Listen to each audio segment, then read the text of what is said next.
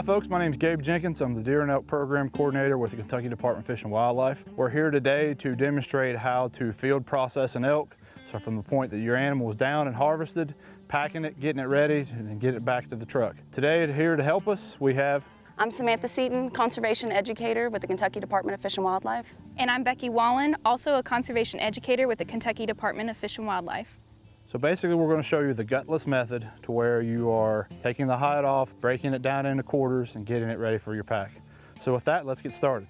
So the first thing that I like to do is go ahead and make a ring right here at the hock, make a complete circle around the ring.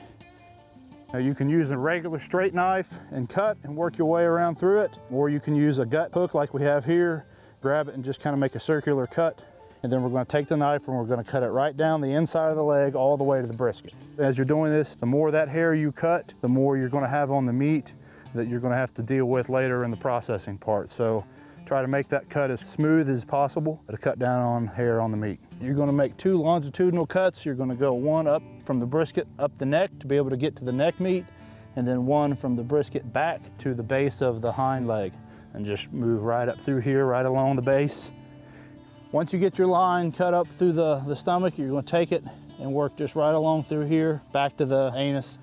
So start your cut right here and just work right along through here. Stay kind of right on the edge of the skin to the hairline. Once you make your cut all the way up the stomach, what we're going to do is basically start at the bottom and remove the hide and work all the way up to the top. So whether you start on the back leg, the front leg, or in the middle, doesn't matter. The entire hide's got to come off on this side. I like to start on the front leg personally. It just kind of makes sense as I work my way through it. So let's bump up here to the front leg. Start there and start peeling down on the front and the back. You know, the whole goal right now is getting that hide off that front shoulder. You want to get this whole entire front shoulder off. You want to break it down into pieces and get those pieces off the animal and get it processed quicker. The biggest thing is to try to get this hide and the majority of the fat off the meat. So we've got most of the shoulder exposed all the way up to the neck, just a little bit more of this hide on the front part, and we'll be able to remove the front shoulder.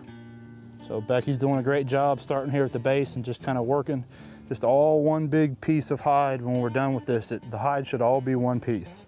Sam's doing a good job as well, putting back pressure on it. Have that buddy that's here to help you to keep pulling and tugging. Person working the knife makes their job a lot easier. Kind of allows me to see the separation between the muscle and the skin. All right, so we got all the hide peeled back now at this point. Easily ready to remove this front shoulder. So Sam, we're going to have you go ahead and grab the front leg. The front shoulder doesn't connect to anything. It's all connected by muscle and tissue, so it's easy to remove. You don't need a saw or a hatchet. Just a simple knife that we've been using can help us remove it. It's going to be heavy. It's going to be close to 100 pounds. So as you get closer to the end, you need to be prepared of what am I going to do with it? Don't let it fall into the dirt or in the grass. Have a plan on where you're going to take it. Just go ahead and pick up the shoulder and make a cut straight across through there. There it goes, Sam. All right. So at this point, we're going to go move it into the shade. We'll go ahead and move to the back leg and repeat the exact same process. Start from the top and work our way back down to the spine again. So unlike the front leg, the back leg is connected. So there's a bone that we're going to have to go right between and kind of sever in between to be able to move from the hip socket. So you'll make a cut right and even with the guts and work your way kind of down at an angle. That bone's probably 3 or 4 inches deep right here. You should feel it with the tip of your knife. You're going to feel that socket of that hip joint. Hit it and just kind of work around.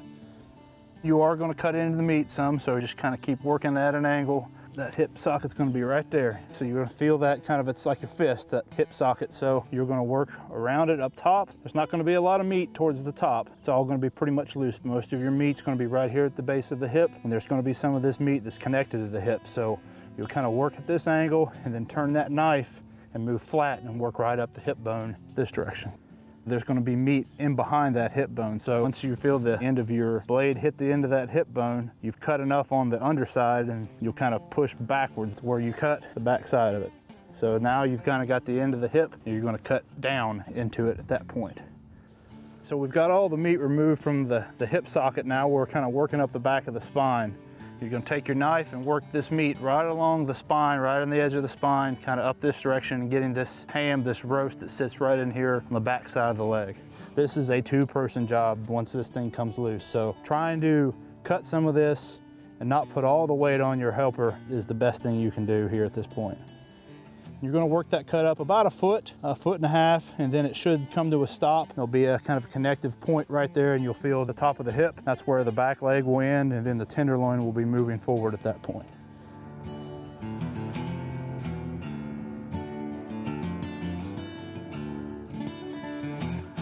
All right, now when you get to the hip bone, there's gonna be meat laying back in this side, so we're gonna take the blade and work this direction and down a little bit. Perfect. And that's it. All right, excellent. So at this point, the spine is nice and exposed, so we'll go ahead and work on the back strap and get it removed. First thing, you're gonna make a cut all the way down the spine, all the way to the very top of the shoulder. On this cut, you're just cutting about 2 to 3 inches deep, and you're cutting just some small connective tissue. So at this point, we're gonna remove the back strap.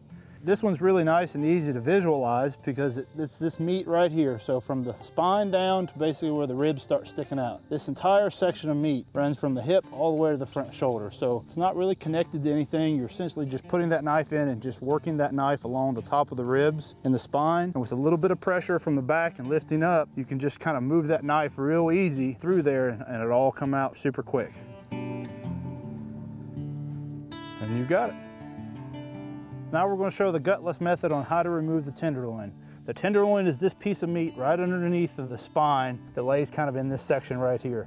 So what we're going to do is get one person who's our holder, put as much pressure on this stomach as we can and kind of push down. The cutter is going to cut right underneath the ribs and get to that loin. A lot of the times, at the time you get to this point, there's stomach juices and bacteria are swelling and makes that rumen really tight. So it can be kind of difficult. And if you have to, you can pop a hole in the other side of the stomach to make it go down and makes your life a lot easier.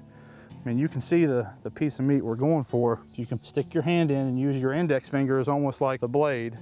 It should all come out. So it's going to be connected by the hip. And if you need to take a knife and make a cut or two, you can on the other end and pull it all out.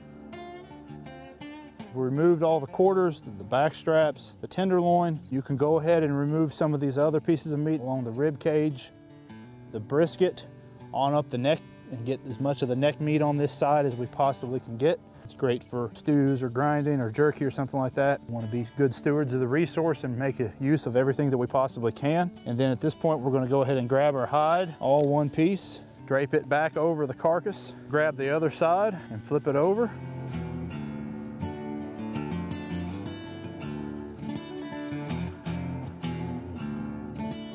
Once you get it back on its side, repeat the entire process all over again, and you've got yourself a processed elk.